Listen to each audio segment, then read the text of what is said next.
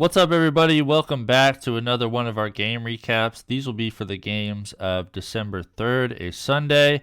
The first one was a defensive struggle. I hesitate to say defensive struggle because it was mostly just super inept offenses in this one, which is surprising coming from the Chargers, but I think that's just the state of affairs with Brandon Staley as the coach. They're kind of struggling, but they're not as just horribly in the pits as the Patriots are. They actually have some talent on their team, so they were able to pull this one out 6-0. Justin Herbert, 22 of 37, 212 yards. He also had 4 carries for -5 yards. I think you got to play Justin Herbert no matter what. Chances are, if you have him on your team, he's probably your best option. Even in a bad matchup, I think you still got to play him. He's been super consistent.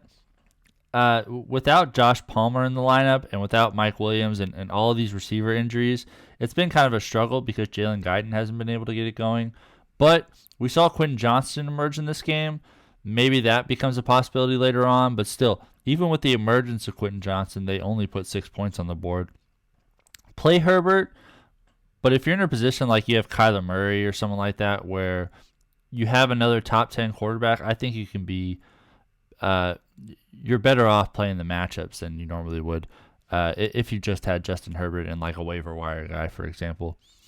Austin Ekeler, 14 carries, 48 yards. He also had 2 catches for 9 yards.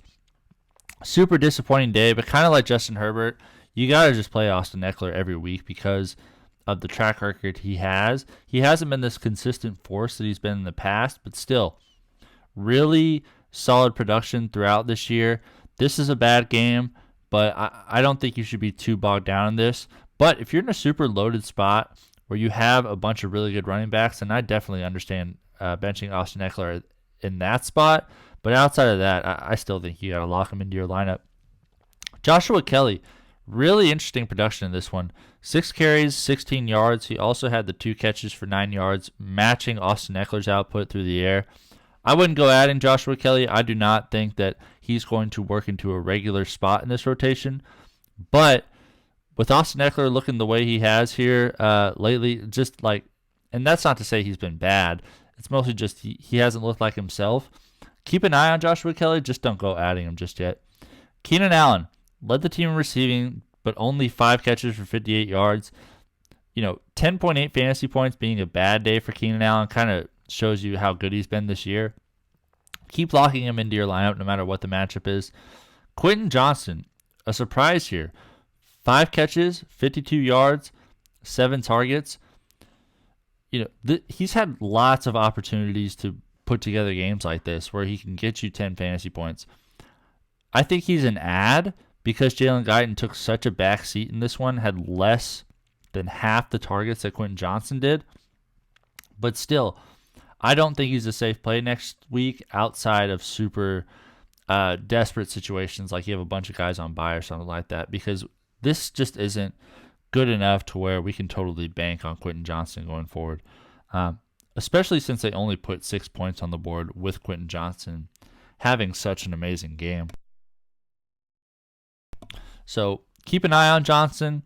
I just wouldn't go starting him just yet, but solid ad. Gerald Everett, 4 catches, 44 yards on 5 targets. This is an okay game for a tight end. Like, we'll take this. And it would have been higher if this offense was able to get anything going whatsoever. While all these receivers are out, I think Gerald Everett is a really solid bye week fill-in. Not necessarily someone you want to lock into your lineup, but if you have a tight end on a bye or he got hurt or something like that, Gerald Everett is a really solid option while all these receivers are out. Alex Erickson just had the 1 catch for 23 yards. Donald Parham had 2 catches for 12. Austin Ekeler and Joshua Kelley having the same production, like we mentioned earlier, 2 catches for 9 yards on 3 targets. Jalen Guyton, just the 1 catch for 5 yards on 3 targets. We thought the door would open for him a little more. That first game Josh Palmer went out, Jalen Guyton really asserted himself, but then he got hurt and he hasn't been able to get anything going. So I think he's a very safe drop at this point, and Stone Smart was not able to haul in his only target. For the Patriots, Bailey Zappe was 13 of 25, 141 yards, no touchdowns, no interceptions. He also had 4 carries for 16 yards. Clearly, no one is adding Bailey Zappe whatsoever. This is one of the worst passing defenses in the league, and Bailey Zappe was barely over half his completion percentage. Wasn't even able to break 150 yards passing. So do not add Bailey Zappe. Malik Cunningham is a really interesting dynasty superflex stash. I wouldn't go adding him in like a 10-team league or a 12-team league whatsoever. But if you have a bench spot or a taxi squad spot on your roster, Malik Cunningham is a really solid stash just in case they start to use him and he starts to rack up yards. Just a name to keep an eye on there. Zeke really took advantage of Rhamondre Stevenson going out with an injury. He had 17 carries for 52 yards. He also had 4 catches for 40 yards. If Rhamondre is out, definitely start Zeke. But outside of that, I wouldn't go adding him. If there's any good news about Rhamondre, I wouldn't go adding him. But while there's some murkiness here, add Zeke. Just hold off on playing him until we hear something about Rhamondre. Rhamondre just had the 9 carries for 39 yards. He also just had the 1 catch for 0 yards on 1 target before he went down. Again, check the Insiders' Twitter accounts for updates on Rhamondre. Tyquan Thornton just had the 1 carry for 39 yards, and Ty Montgomery had a carry for 2. DeVante Parker led the team receiving. No Demario Douglas in this one, so he took over 4 catches, 64 yards on 9 targets. I think this is going to be the high end of what any Patriots receiver does this year. This is kind of what Demario Douglas was getting us to, a little over 10 fantasy points. Hold off on adding DeVante Parker because of this. Even if Demario Douglas misses for a while, I still wouldn't put all my eggs in DeVante Parker just yet. This offense is just such a mess, and if Malik Cunningham gets in, these receiving stats are just going to go down even further. So watch for Demario Douglas updates. If he's out for an extended period of time, then think about adding DeVante Parker, but I wouldn't go adding him just yet, just because this offense is just so inept in New England right now. Hunter Henry had 2 catches for 15 yards on 4 targets. I think he is a safe drop at this point. Juju Smith had a catch for 11 yards on 3 targets. Another very safe drop. Jalen Reagor just had the 1 catch for 11 yards. He had a pretty hot start once he got to the Patriots, but he's cooled down pretty significantly here recently. Tyquan Thornton did not haul in his only target, and Rhamondre Stevenson just had the 1 catch for 0 yards. Next game is the Cardinals and the Steelers. Kyler Murray was 13 to 23, 145 yards, a touchdown. He also had 9 carries for 20 yards. This is a low-end Kyler Murray game. He's going to usually have more rushing production than this. The Steelers' defense is pretty good against quarterbacks, weak against receivers, which is really interesting that no receiver production was able to get going whatsoever on this team here. But I still think Kyler Murray is a really solid play. This is his floor, and there's not very many quarterbacks where you could say a game like this is your floor. So keep playing Kyler Murray as you normally would. Not someone you want to lock into your lineup, but if he has a good matchup, definitely someone you want to think about. James Conner coming back with a vengeance. 25 carries, 105 yards, 2 rushing touchdowns. He didn't haul in either of his targets, but when you have rush production like that, it does not matter. He is back into lineup consideration. Absolutely starter worthy, especially when Michael Carter only had 4 carries for 25 yards and no receiving production. We got kind of concerned after last week that Michael Carter could be taking over, but I think that was more a product of the Cardinals getting absolutely blown out in that game. They were giving more opportunities to Carter because of that. James Conner, still the back you want to roster from the Cardinals. Keep playing him as you normally would, especially in a good matchup. Definitely play James Conner. Trey McBride, the leading receiver by a mile for the Cardinals in this one. 8 catches, 89 yards, and a touchdown on 9 targets. He is absolutely a lineup lock going forward, especially since Zach Ertz just got released by the Cardinals. That just opens things up for Trey McBride, like not only for this year, but going forward for many years to come for the Cardinals. I think this is going to be their tight end of the future, and he should be locked into your lineups if he is on your team. Unless you have like Mark Andrews or Travis Kelce or someone like that, and then you can kind of think about it. But unless you just have like a super elite tight end, then you are playing Trey McBride every single week, no matter what the matchup is. Elijah Higgins, 1 catch, 21 yards on 2 targets. That'll be the leading receiver because Greg Dortch just had the 1 catch for 19 yards on 3 targets. rough stuff from him. I think he's a safe drop. Jeff Swaim had the 2 catches for 10 yards on 2 targets. Rondale Moore looking like a drop as well, just the 1 catch for 6 yards and 2 targets. And Hollywood Brown, super disappointing stuff here. It's weird because the heel injury, he almost didn't play last week because of it, and he went absolutely off. So now he faces a Steelers defense that has trouble with receivers, and he's 1 week removed from that first game back from injury. Or not even first game back, he was playing through it. You would think a week later he'd feel better about that injury, but no. He gets completely shut out. No catches, no yards, 3 targets. Miserable stuff from Hollywood Brown. He's a borderline play because, again, him and Kyler are really close personally.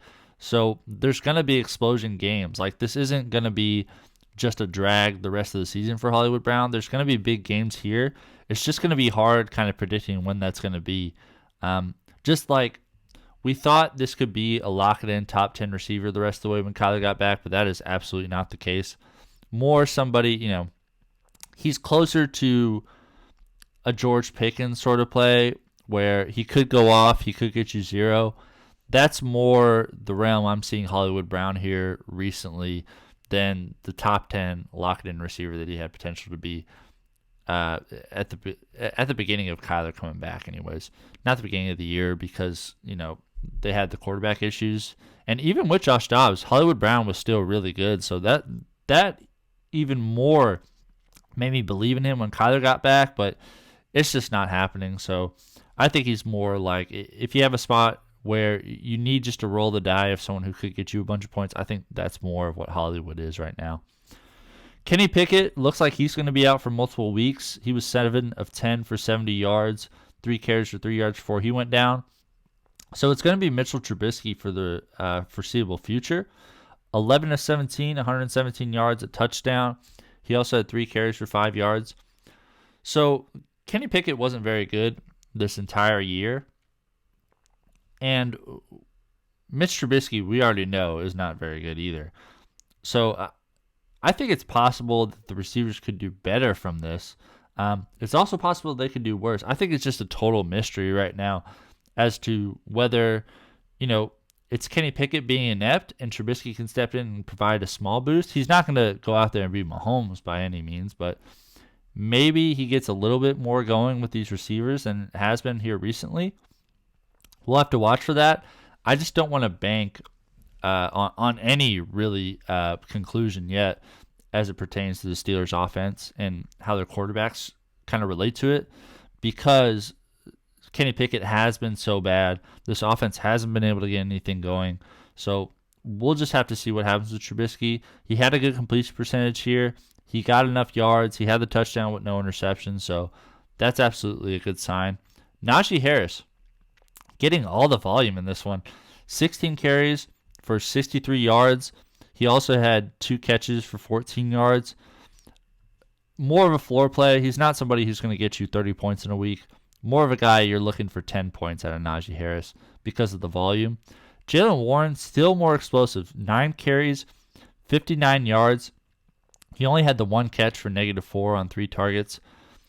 It looked like Jalen Warren was taking over a little bit here recently with how well he had been playing, but these last 2 weeks, he's taking more of a backseat to Najee Harris. So Jalen Warren is more of a compliment than someone you want to than like a starting running back, for example. So play Jalen Warren with the matchups. I just wouldn't go expecting, he had that string of games a couple of weeks ago where he wasn't, for those 3 weeks, he'd never finished lower than RB15. I don't think we're going to get that production from Jalen Warren. I think it's more of a roll of the die than it looked like around that time. George Pickens, 4 catches, 86 yards on 5 targets. I think it's going to be interesting to see if this offense, how it's going to look under Trubisky, 1. And with Deontay Johnson throwing a fit last week, I was kind of looking at George Pickens like, if they're going to throw it to receivers, maybe they'll give it to Pickens, because I think George Pickens is more talented than Deontay Johnson. So when you look at it from an upside point of view, the Steelers have every reason to give it to George Pickens, but Deontay Johnson is still a viable receiver, a really solid safety blanket. Same thing with Freiermuth. Deontay had 4 catches for 33 yards and a touchdown. Pat Freiermuth had 3 catches for 29 yards. All 3 of them tied for the lead in targets with 5. I wouldn't play any of these guys outside of super desperate situations. Maybe Freiermuth, I could see you playing if you don't have one of the top 10 tight ends or so. But there is potential here. So I don't think they're absolute drops, but more of a hold, and let's see what happens with those 3 guys. Allen Robinson had 3 catches for 19 yards on 3 targets. Calvin Austin had a catch for 10. Connor Hayward was not Connor Hayward was not able to haul in either of his targets, and Jalen Warren had 3 targets, only the 1 catch for -4 yards. Next game is the Colts and the Titans. The Colts pulled this one out 31-28. Gardner Minshew was 26 of 42, 312 yards, 2 touchdowns, no interceptions. He also had 3 carries for 2 yards. This is a really good game. The Titans have a weak pass defense too, so I think Gardner Minshew, high-end streamer, think like Baker Mayfield sort of level, where if he has a good matchup, then I can definitely see you rolling Gardner Minshew out there. Zach Moss, a little disappointing because he had the best game of his career against this defense in Week 5. Only the 19 carries for 59 yards here, 2 catches for 6 yards on 3 targets. Play Zach Moss as long as Jonathan Taylor's out. This is disappointing, but the Titans do have a good run defense, even though Zach Moss played so well against them earlier in the year.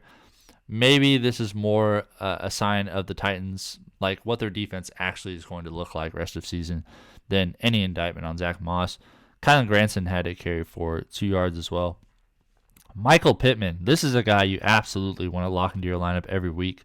11 catches, 105 yards, a touchdown, 16 targets.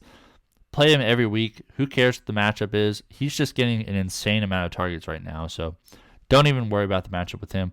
Alec Pierce getting back into relevance. 3 catches, 100 yards, a touchdown on 6 targets. It's interesting because Josh Downs only had 3 catches for 14 yards on 5 targets. It looked like Downs was clearly the number 2 receiver there for a while, but after this performance from Pierce, maybe Downs and Pierce are a lot closer than we believed earlier on. We'll just have to keep watching that. Is Downs hurt? Is there lingering effects from that injury he had a couple weeks ago? Maybe that's at play, but still, this is still a really, maybe this is a sign of Alec Pierce is still a very relevant part of this offense, and Josh Downs isn't going to be the target machine that we thought earlier on in the season. Kylan Granson, 3 catches for 72 yards on 3 targets. If you're going to roster any Colts tight end, that's probably the one you're going to roster, but I wouldn't roster a Colts tight end unless you're just absolutely desperate, because at any moment these guys can get you 0, because they have this they have a group of tight ends that they kind of rotate in and out. Like Will Mallory, for example, he had 2 catches for 4 yards on 4 targets, more targets than Kylan Granson. Just stay away from the Colts tight ends if you are able to. Tyler Goodson, the backup running back, had 2 catches for 11 yards on 2 targets. Will Mallory, the 2 catches for 4 yards, like we said. Trey Sermon did not haul in his only target. Interesting that he didn't get more playing time. It looked like Tyler Goodson outproduced him in this one, and Drew Ogletree did not haul in his only target. Will Levis, 16 of 33, 224 yards, a touchdown, no interceptions. He also had 2 carries for 5 yards. I wouldn't go adding Will Levis. It's going to be super up and down. This is like middle of the road stuff. This is kind of what I expect from Will Levis. High yards, low completion percentage. You're going to have some games where he gets a bunch of touchdowns because he's going to take chances down the field. But I don't think it's going to be consistent enough to where you're just going to lock him into your lineup and forget what the matchup is or anything like that. Derrick Henry, 21 carries, 102 yards on 2 touchdowns. He also had a catch for 18 yards. Monster stuff from him. He's in concussion protocol, so it's possible he misses next game. And if he misses, Tyjae Spears is a top 10 back. 16 carries, 75 yards. He also had 4 catches for 13 yards.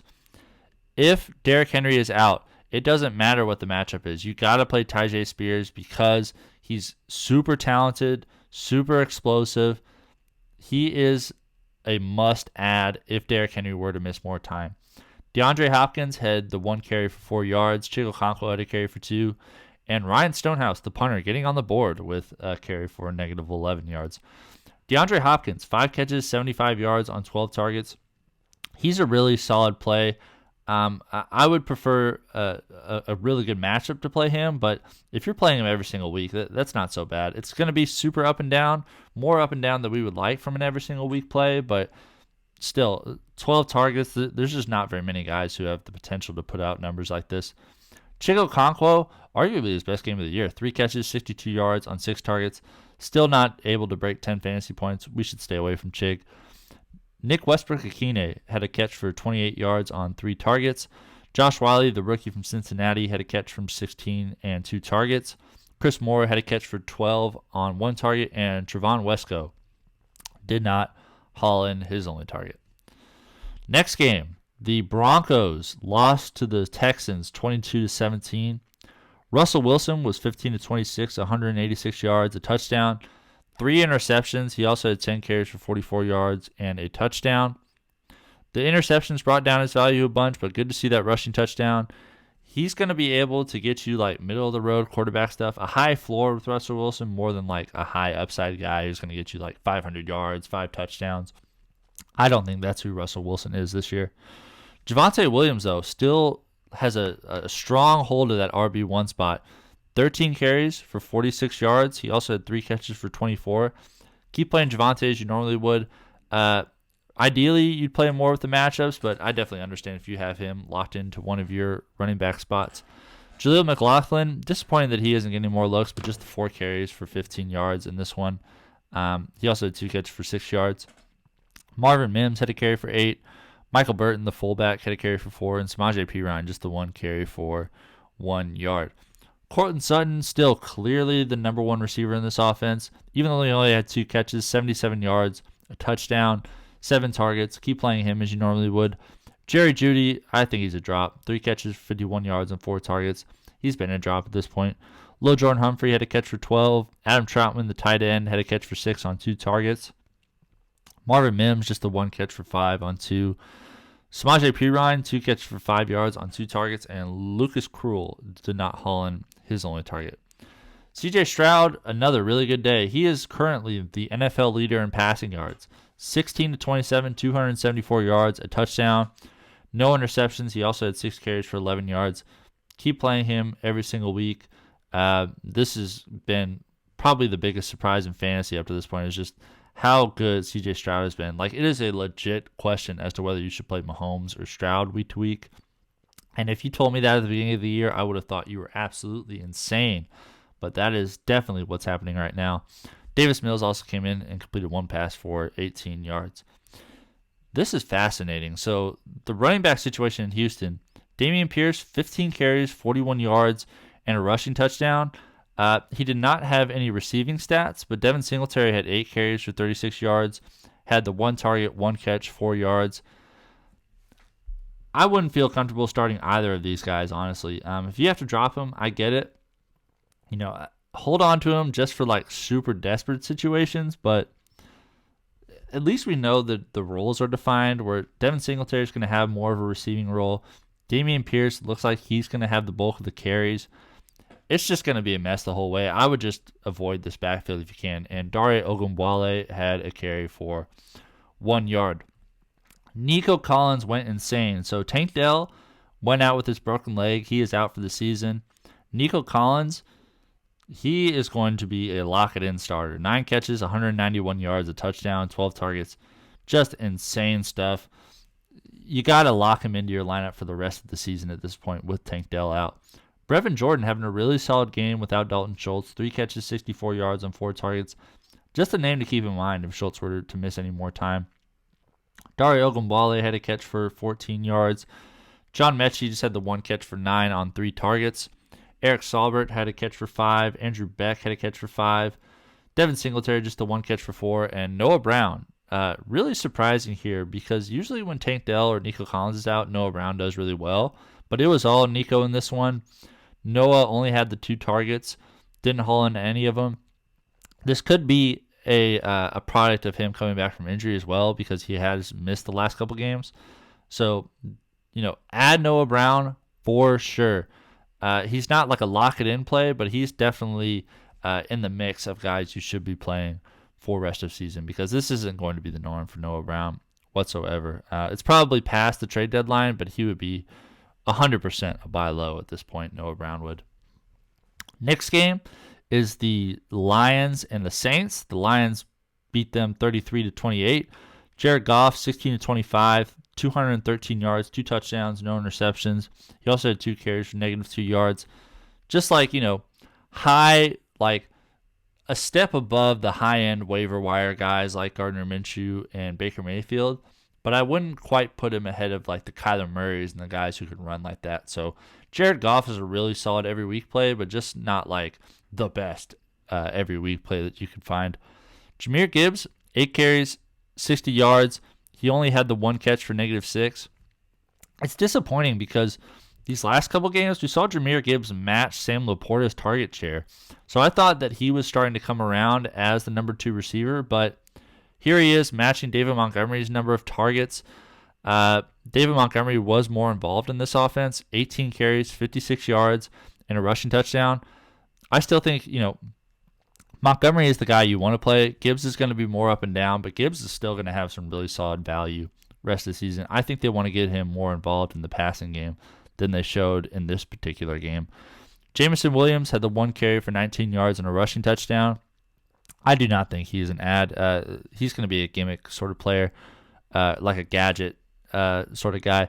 Khalif Raymond had the 1 carry for 9 yards, and Jared Goff had the 2 carries for -2.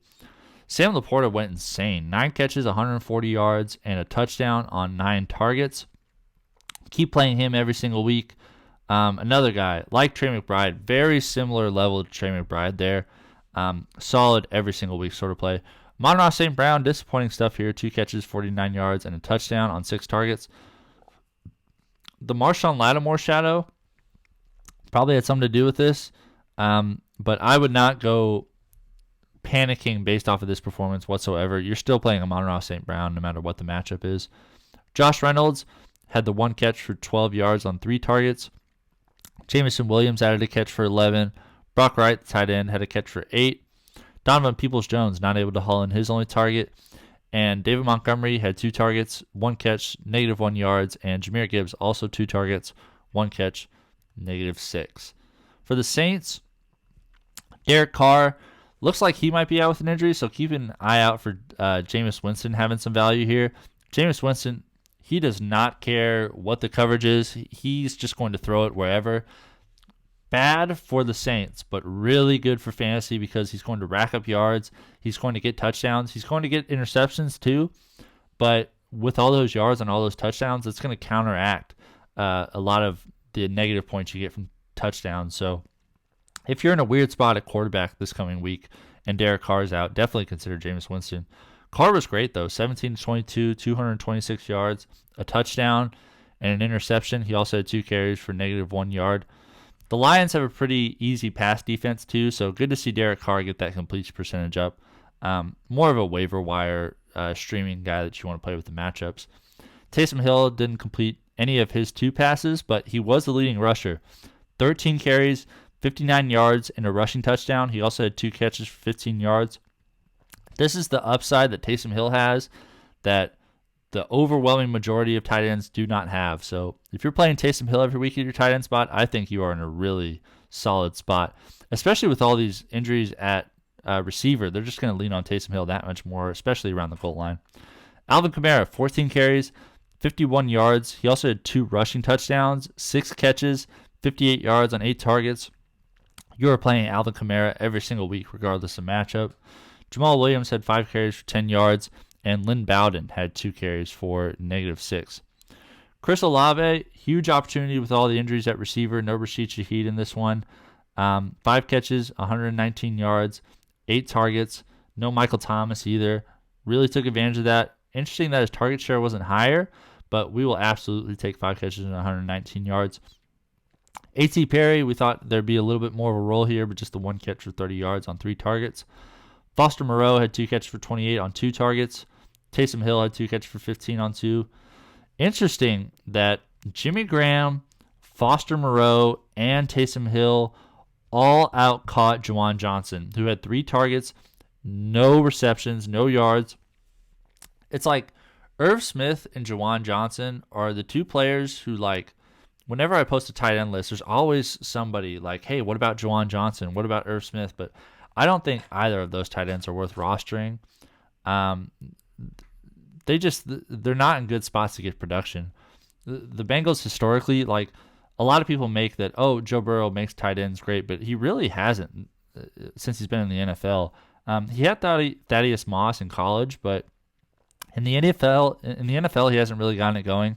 And Juwan Johnson taking a backseat here when a lot of people thought with these injuries at receiver he could get some more looks. He had the 3 targets, but just didn't do anything with them. Super disappointing stuff from Juwan. I think he is a very safe drop. At this point, Jamal Williams added the 1 catch for 6 yards, and Lynn Bowden also added a catch for 5. Next game, another defensive struggle. The Falcons beat the Jets 13-8. Desmond Ridder was 12 of 27, 121 yards, a touchdown, no interceptions. He also had 3 carries for 0 yards. Don't go adding Desmond Ridder. This was a bad matchup, but still, he had some good games this year, just not the guy you want to add. Bijan Robinson, 18 carries, 53 yards. He also had 3 catches for 26. Good to see him get, the targets are going to the right people now. That is definitely an improvement here. And wouldn't you know it, ever since they started giving the ball to the right people, they've been winning. And now the Falcons are on top of their division. They are leading the NFC South right now. So they have the talent. It's just a matter of Arthur Smith doing what he's supposed to do instead of thinking himself into not giving his best players the ball. Tyler Algier, just the 8 carries for 26 yards in this one. No receiving work. This is how the work should be divided. Cordell Patterson, 5 carries, 11 yards. He also had 1 catch for 6 yards.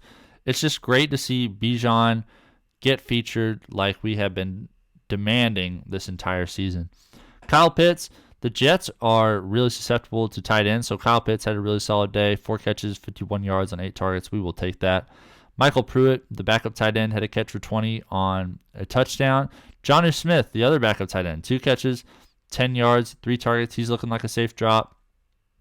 Fascinating that they just flooded tight ends in this one and completely shut out the receivers, which, I mean, is a pretty decent strategy against the Jets because they're so good against receivers and so bad against tight ends. So that's probably what they were going for in this one. And they got the win. So who am I to argue with that? Drake London had a catch for 8 on 5 targets. Super disappointing stuff here. Just kind of like a last resort sort of play with Drake London. Don't drop him, but like keep him at the end of your bench for sure. Cordell Patterson just had the catch for 6, and Kadero Hodge did not haul in his only target. Tim Boyle, 14-25, 148 yards for the Jets. No touchdowns, 1 interception. He also had 1 carry for 2 yards. Trevor Siemian came in because the offense couldn't get anything going. 5 of 13, 66 yards, 1 rush, 8 yards. Don't worry about adding any Jets quarterback whatsoever. If I had to guess, Trevor Siemian's probably starting the next game, but who really knows at this point? Who really cares at this point? The offense isn't going to get anything going regardless of who's back there unless it's Aaron Rodgers. Dalvin Cook was the leading rusher. He had 9 carries for 35 yards. He also had a catch for 11 yards. I still wouldn't go adding him. Breece Hall, super disappointing, 13 carries, 16 yards. He also had 6 catches for 29 on 8 targets. Good to see him make up for it in the receiving game. Just the inefficiency is super annoying. The Falcons have a great rush defense, so I'm going to kind of chalk it up to that. But still, he's had a couple of these games where the efficiency just hasn't gotten going. Super disappointing stuff there. And Xavier Gibson also had to carry for 1 yard. Gibson was also the leading receiver, super surprisingly. 5 catches, 77 yards on 6 targets. Don't go adding Xavier Gibson. Garrett Wilson still remains the guy you want to play, but this, if you're going off of this, you wouldn't be able to tell that. 3 catches, 50 yards on 7 targets. Hang on to him, just playing with the matchups, really. He had the A.J. Terrell shadow in this one, too, so that's worth noting. Tyler Conklin, 3 catches for 35 yards on 9 targets. The leader in targets, if Trevor Siemian plays, that's something to note. If you're at a super desperate spot at tight end, then Tyler Conklin is worth considering. Jeremy Ruckert, the backup tight end, had a catch for 12 on 3 targets. Dalvin Cook had a catch for 11, and Allen Lazard did not haul in his only target. He is a very safe drop at this point. The Dolphins beat the crap out of the Commanders, 45-15. Tua, 18-24, 280 yards, 2 touchdowns, no interceptions. They did whatever they wanted on offense in this one because the Commanders' defense is in such a bad spot. Their coach is dead man walking. It's just bad. Mike White completed a pass for 3 yards in garbage time.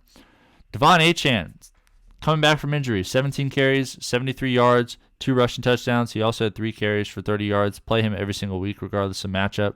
Raheem Mostert, the clear number 2 in this one. Interesting to see. We thought Devon Achane could be eased into the lineup a little bit more, but Raheem Mostert, the clear backup. And he did have a really solid day. 11 carries, 43 yards, and a touchdown. He also had a catch for 8 yards. Far from a disappointment today for him. Jeff Wilson had 4 carries for 11 yards. He's not really going to be worth considering unless something were to happen to Achane or Mostert. And Tyreek Hill had the 2 carries for -4 yards, but he was ridiculous receiving the ball. He is my vote for MVP currently. 5 catches, 157 yards. 2 touchdowns and 7 targets, just ridiculous stuff. Obviously, you're playing him every single week, regardless of matchup. Jalen Waddle, 5 catches for 52 yards on 8 targets. Solid stuff from him. 10 points, we'll take it. The upside just hasn't been there this year, but, play him as you need somebody to get you about 10 points, really, is how I see him. Julian Hill, 2 catches for 23 yards on 2 targets. River Craycraft had 2 catches for 16. And Alec Ingold, the fullback, had a catch for -3. For the Commanders, Sam Howell, 12 of 23, 127 yards, no touchdowns, and an interception. He also had 4 carries for 12 yards and 2 rushing touchdowns. Obviously, the rushing touchdowns saved him big time in this one. It's really interesting because you'd think the Commanders being down this much, they'd throw the ball more, but he only had 23 attempts. This is not what Sam Howell usually does. He usually has about 40, and that's what gets him the value. If he's ever put in a position like this where he's not going to throw it 40 times, he's not good enough to have value, but when he does throw it that much, he absolutely does have value. So hang on to him. It's just going to be hard to predict the games where he's going to throw it a bunch and he doesn't throw it at all. Brian Robinson, he went down with an injury before he did. 7 carries, 53 yards for him. Watch out for that injury news because if he's down, Antonio Gibson is absolutely worth adding. 10 carries, 35 yards. He also had 4 catches for 37. A priority add if Robinson misses time. Chris Rodriguez is an interesting dynasty add. 7 catches, 7 carries, 29 yards for him. Again, just someone you want to look at in only dynasty formats. I don't think he's really going to have a role here. Even if Robinson misses, I think Gibson is the guy you want to roster. Curtis Samuel was the leading receiver. He had 4 catches for 65 yards on 5 targets. All these Commanders receivers are going to be super up and down. Like Jahan Dotson, 2 catches for 23 yards on 5 targets. And Terry McLaurin, no catches, no yards, 3 targets. All these receivers are kind of in the same bucket for me now. Super up and down. Don't expect stability from these guys. If you need someone who could possibly get you 20 points, that's when you play a Commanders receiver. But outside of that, there's just no rhyme or reason to figuring out if Jahan Dotson is going to get a bunch of targets and Terry McLaurin is going to get shut out or what's going to happen here. So just keep your mind on just how the Commanders is spreading their targets around here recently, because it's been completely unpredictable. Cole Turner, the backup tight end, had a catch for 2 yards on 1 target. Logan Thomas, another guy, got shut out in this one. Just shocking stuff that Terry McLaurin and Logan Thomas will get totally shut out. John Bates did not haul in his only target, and De'Ami Brown had 1 catch for 0 yards on 1 target.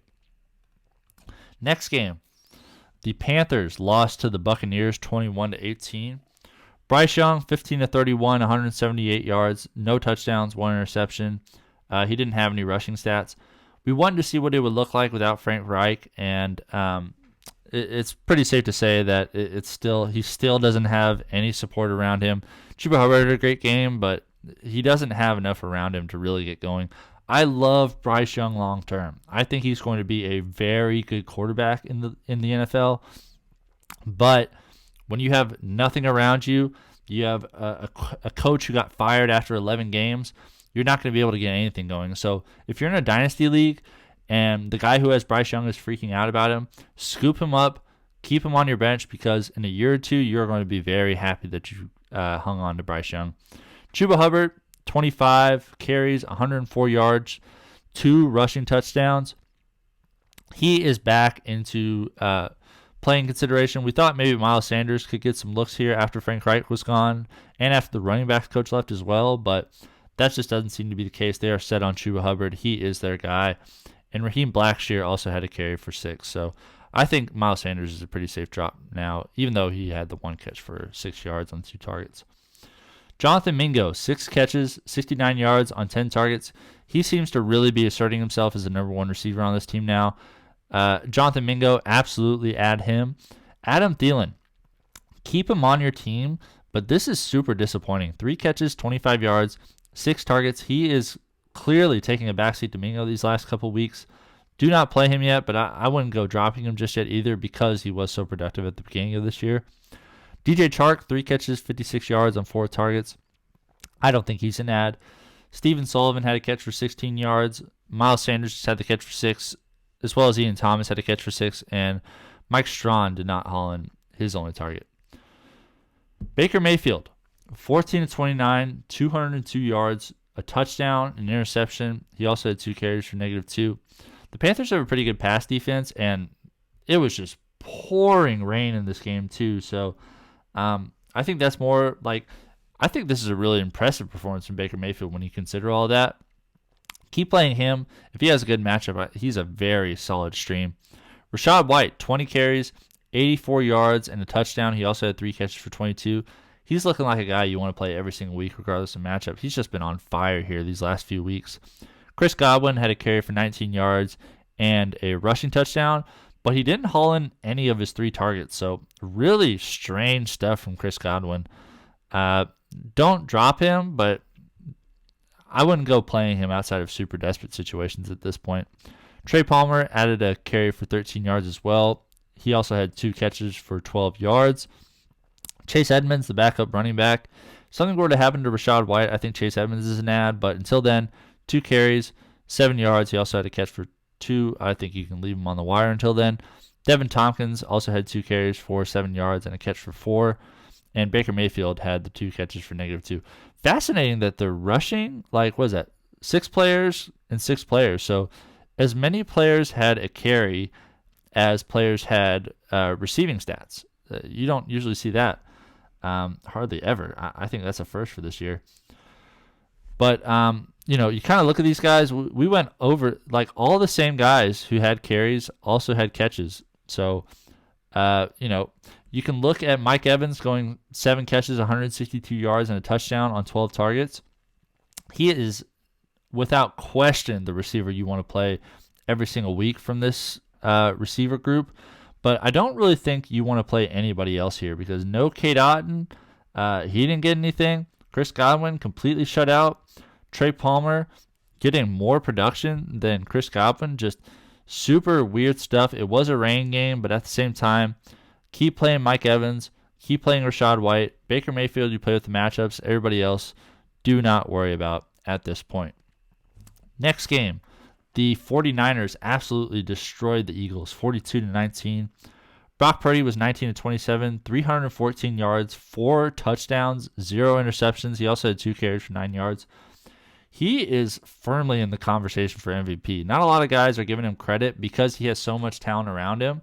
But even with this ridiculous talent, Trey Lance had this talent, and he didn't do anything like this. Like, this completion percentage is crazy. Over 300 yards, 4 touchdowns. Just nuts stuff from Brock Purdy. Play him every single week. Christian McCaffrey, another guy. You're obviously playing him every week. He's not the best player in fantasy. I think that's Tyreek Hill, but Christian McCaffrey is solidly at number 2. 17 carries, 93 yards, and a rushing touchdown. He also had 3 catches for 40 yards. Just a stud. Deebo Samuel had a monster day. 3 carries, 22 yards, and a rushing touchdown. He also had 4 catches for 116 yards and 2 receiving touchdowns. Crazy stuff. This is the kind of upside that Deebo Samuel gives you. I think you got to play him every week. Elijah Mitchell had 3 carries for 13 yards. He's not really going to have any value outside of Christian McCaffrey going down.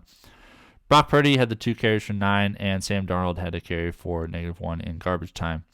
George Kittle, 4 catches, 68 yards on 6 targets. He's kind of providing more stability here recently. Keep playing George Kittle no matter what the matchup is, because this is really good stuff he's putting out here lately. Brandon Ayuk, 5 catches, 46 yards, and a receiving touchdown. If there's a good matchup in the secondary, like the Eagles give up a lot of receiving yards, so this is a good Brandon Ayuk matchup. I think this is where you can kind of figure out when an Ayuk game is going to happen. Just look at that, the matchup projections according to whoever the Niners are facing that week. If they have bad corners, play Brandon Ayuk. Juwan Jennings, 3 catches, 44 yards, and a receiving touchdown. I still think we want to hold off on adding him unless there is a injury at receiver.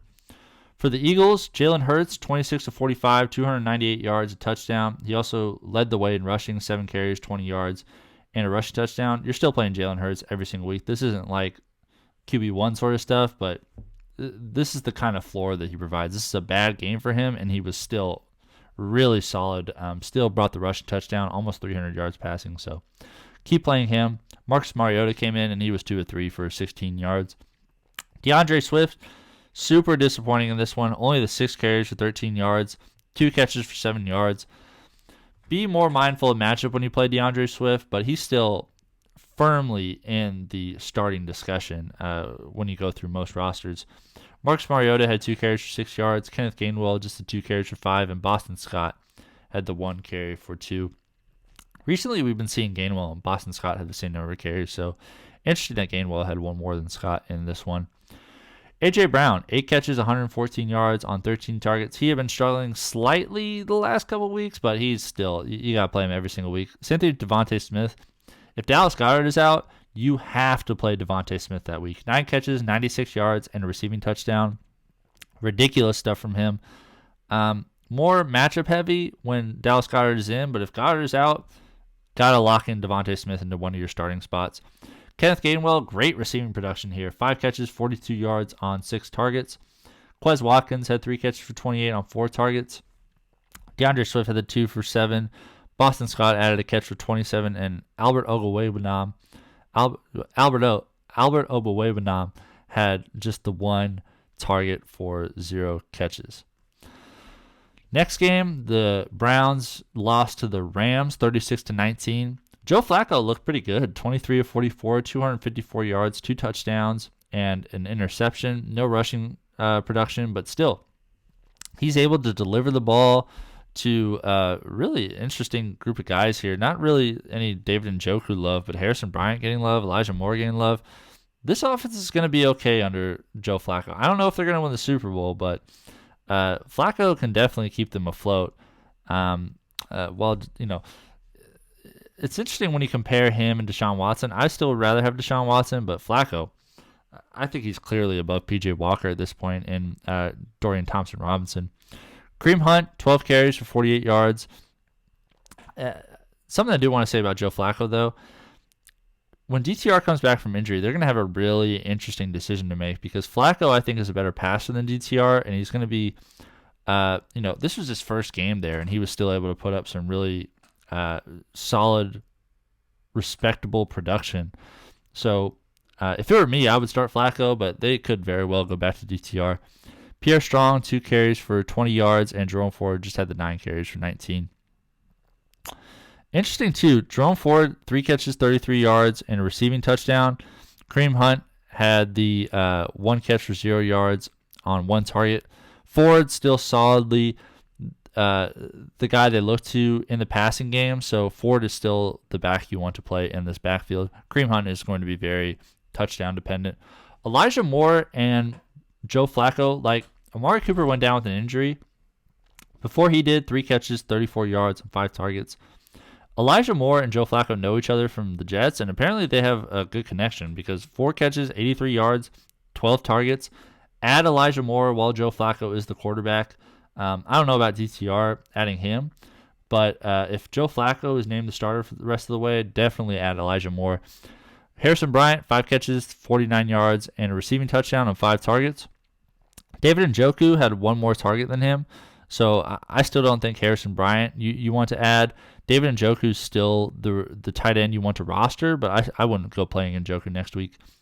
Amari Cooper, keep an eye out for his injury updates. 3 catches, 34 yards, and 5 targets. Cedric Tillman, the rookie from Tennessee and Bishop Gorman High School, had 2 catches for 20 yards on 6 targets. He's more of an interesting play if DTR is in because they have that personal connection going back to when they played together in high school at Bishop Gorman. David Bell had 2 catches for 12 yards on 2 targets. Jordan Akins, the tight end, had a catch for 6. And Kareem Hunt just had the 1 catch for 0 yards on 1 target. Matthew Stafford, 22 of 37, 279 yards, 3 touchdowns, no interceptions. Just a great day from him. Really, like, the Browns are a super tough matchup for quarterbacks, and Stafford had one of his best games of the year. So, awesome stuff there. Stafford, like, kind of in that Baker Mayfield, Gardner Minshew conversation.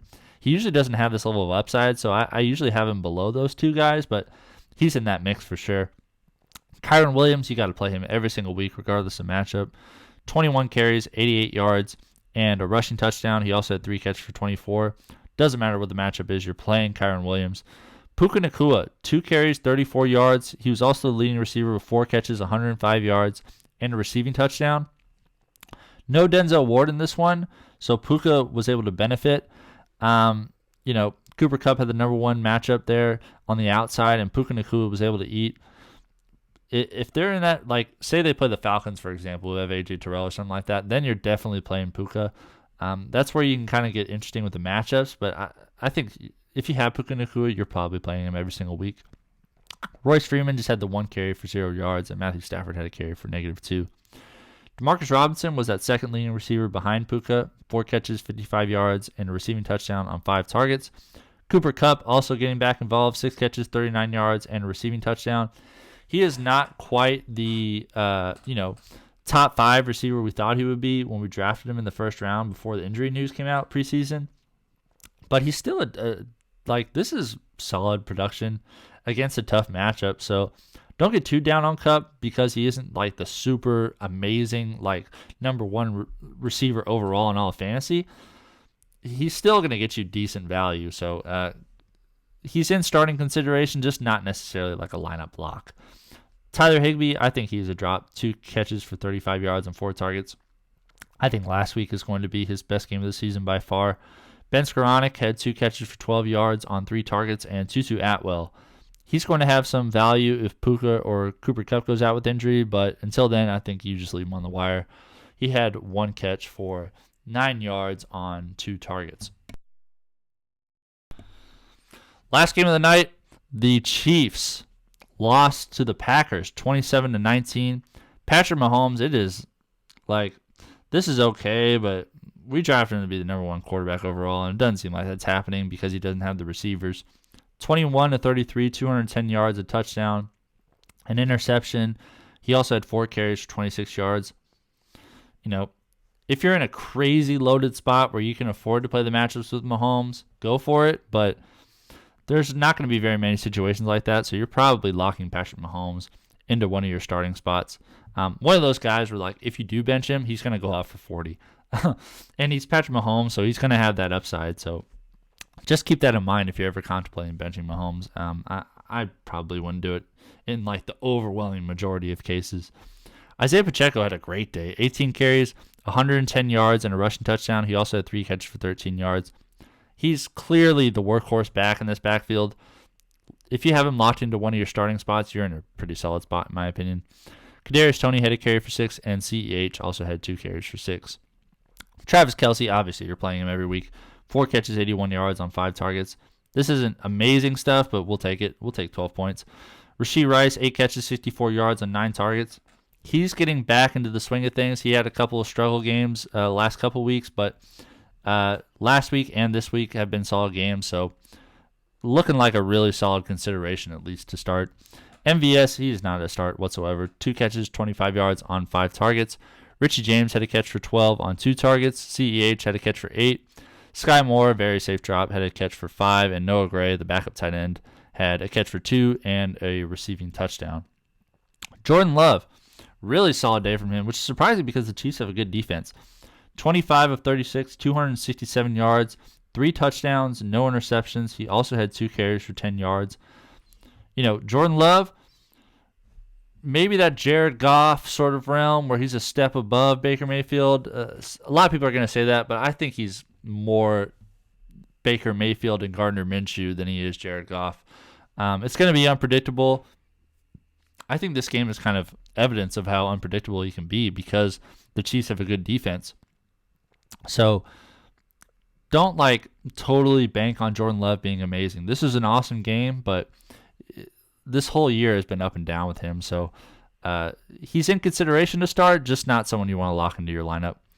A.J. Dillon, 18 carries for 73 yards. No Aaron Jones in this one. He also had a catch for 14 yards. It's going to be interesting to see if Patrick Taylor starts to get more work because he looked pretty explosive out there. 2 carries for 29 yards. He also did not haul in his only target, so keep an eye out for Patrick Taylor in super deep formats, but for the time being, this is A.J. Dillon's backfield. Christian Watson had 2 carries for 15 yards. He also had 7 catches, 71 yards, and 2 receiving touchdowns. These last 2 weeks have been awesome. If you want to play Christian Watson, go for it because he's not giving us these last 2 weeks have been what you drafted him for preseason. So if you drop him, I totally understand why you dropped him in the first place. But if you held on to him, you are absolutely being rewarded right now. Romeo Doubs was the leading receiver, though. 4 catches, 72 yards on 5 targets. Not necessarily someone you want to trust playing just yet, but if you have him on your bench, that's a really good hold right there. James Robinson also got into the mix with 1 carry for 2 yards.